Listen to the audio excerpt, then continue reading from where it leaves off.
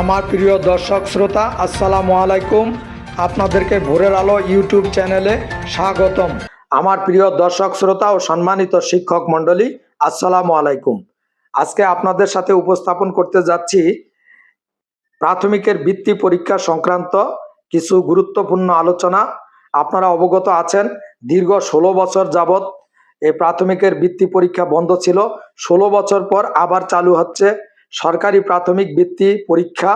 চালু হতে যাওয়া এই বৃত্তি পরীক্ষায় কিছু নতুন আপডেট আছে।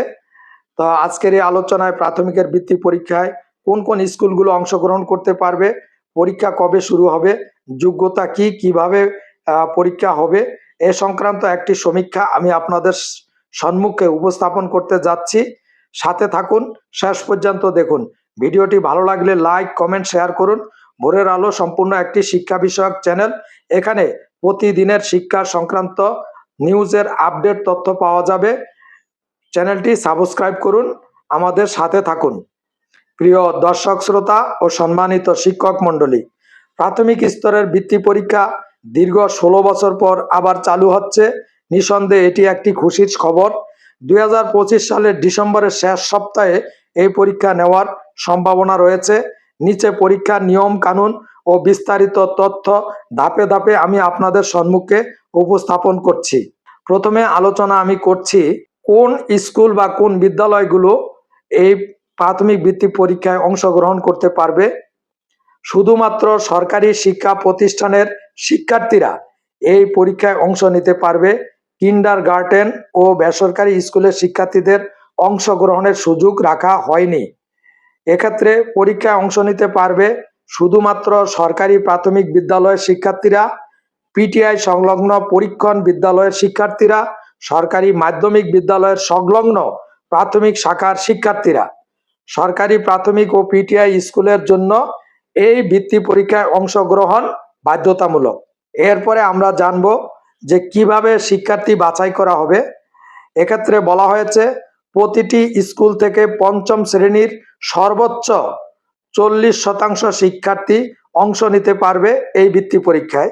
যেমন যদি 100 জন শিক্ষার্থী থাকে তবে সর্বোচ্চ 40 জন, যদি 50 জন থাকে তবে সর্বোচ্চ 20 জন। আর বাছাই হবে প্রথম সাময়িক পরীক্ষার ফলাফলের ভিত্তিতে। মেধাক্রম অনুযায়ী শিক্ষার্থী বাছাই করে রেজিস্ট্রেশন করাতে হবে। রেজিস্ট্রেশনের তথ্য 24 জুলাইয়ের মধ্যে প্রাথমিক শিক্ষা অধিদপ্তরে পাঠাতে হবে। নীতিমালা না মানলে সংশ্লিষ্ট শ্রেণী শিক্ষক ও প্রধান শিক্ষকের বিরুদ্ধে ব্যবস্থা নেওয়া হবে।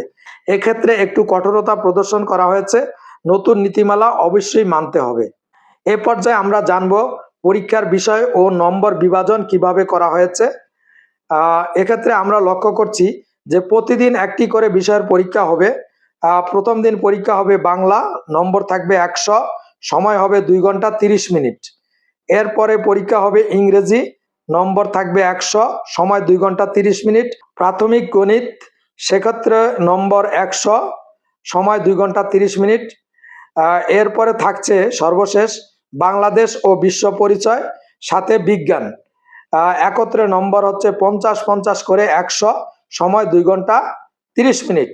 বাংলাদেশ, বিশ্ব পরিচয় ও প্রাথমিক বিজ্ঞান একত্রে একটি পত্রে পরীক্ষা হবে। এ পর্যায়ে আমরা জানবো বৃত্তি পরীক্ষা কবে হতে পারে। বার্ষিক পরীক্ষা হবে 1 থেকে 10 ডিসেম্বর। 2025 সালের 1 থেকে 10 ডিসেম্বরের মধ্যে। বৃত্তি পরীক্ষা হতে পারে বার্ষিক পরীক্ষার 10 থেকে 15 দিন পর।